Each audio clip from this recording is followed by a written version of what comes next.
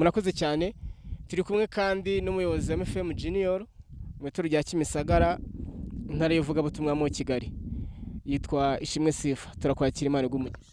Murakoze cyane, namwe Imana bamugisha. Amen. Sifa, mwazanye n'abagore bagize itorero rya Kimisagara, muza muri Junior mu buryo bw'ivugabutumwa muri iki gihugu cy'u Bugande, muri itorero rya Cahafi.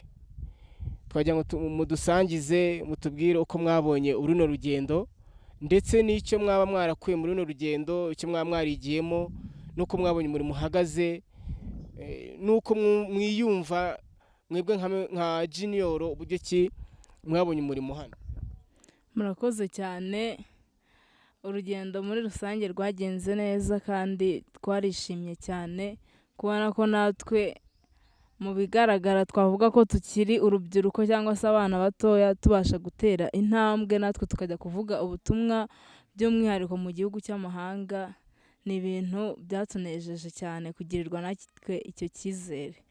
Rero uko twabonye umurimo aha ngaha, twabonye yuko tugifite umurimo mugari. Burya iwacu twajyaga tubona abasore benshi, tukavuga rimwe na rimwe ngo ntago bari kwitabira, tukabona ukuntu umurimo umeze nyine, tukumva yuko abantu bidamarariye nta kibazo.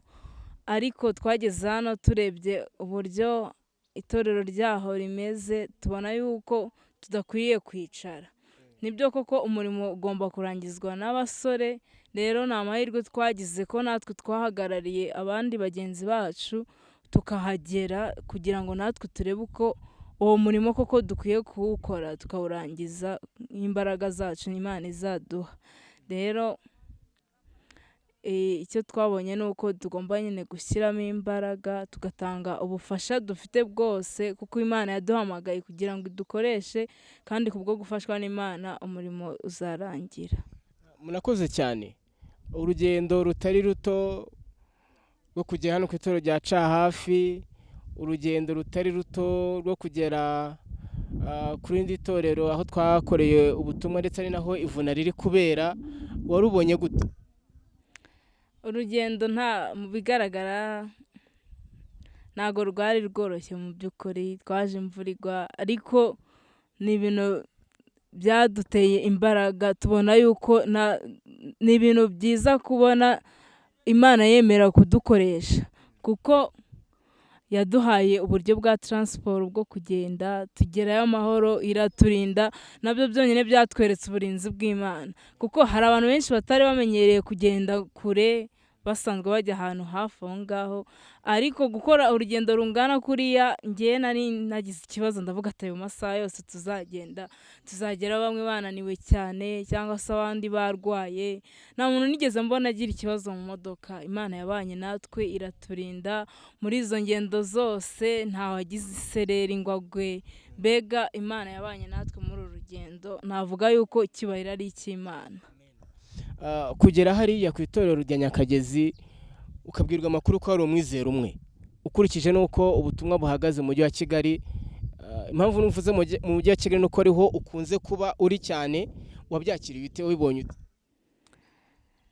Njyewe nabonye bimbabaje cyane, kubera yuko urebye ukuntu abantu bamwe na bamwe badamaraye mu mujyi wa Kigali. Ubona abantu benshi baca hirya no hino bikorera ibintu bishakiye, abandi babwira iby'umurimo ukabona ntago babihaye agaciro, nyamara hari ahantu bakeneye ibyamwuka ku rwego rungana gutya.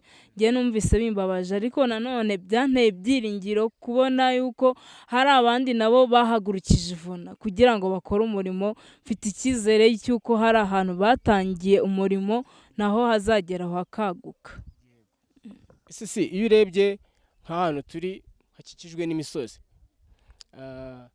ijambo ry'Imana tubwira ko ibyaremwe bigaragaza urukundo ruhebuje rw'Imana. Ni iki wasangiza abantu ku byo uri kurebesha amaso? Murakoze cyane. Aha ngaha hari ibyiza cyane byaremwe n'Imana. Twabonye imisozi, tubona ibirunga bitandukanye, hari abantu bari babibonye bwa mbere. Rero ni ibitwereka gukomera kw'Imana, kugira ngo Imana ihagarike umusozi nk'uyu nguyu ureba, ibiti byiza cyane, ni ahantu heza haba hari amahumbezi, hari ibyaremwe byiza cyane, ni ibintu binejeje. Dukwiye rero gushima Imana yuko yaturemeye ibintu byiza cyane byo kutunezeza, kandi iyi misozi ni ingirakamaro kuri twe, n'ibyaremwe bihari bitwereka urukundo rw'Imana mu by'ukuri no gukomera kwayo. urakoze. uha ubutumwa abakobwa bagenzi bawe n'abasore bazabona kino kiganiro. Ubutumwa nabaha ni uko bakwiriye kumva yuko nabo hari ikintu bakora mu murimo w'Imana, bakumva yuko nabo bagira uruhare muri uyu murimo, kuko ntabwo ari ahangaha gusa hari abizera bakeya nk'uko twabibonye, hari n'izindi nce zo hirya hano naho twabashije kugera, ariko hari n'ahandi naho hakeneye ubutumwa bwiza. Rero nka bagenzi banjye nabararikira yuko bahaguruka, kuko niba Imana yaradutoranyije yatugiriye icyizere, turaba agaciro gakomeye. Rero niba turaba agaciro, ntabwo dukwiriye gutesha ku gaciro Imana yaduhaye ubusa, dukwiye natwe kugira uruhare, tukagira umusanzu dukora muri uyu murimo w'Imana, kugira ngo dutebutse kugaruka kwa Yesu. ubutaha waza kubwira ngo ugaruke hano waza unezerewe. Nta kibazo rwose, naza nisanzuye kuko nahakunze cyane njyewe.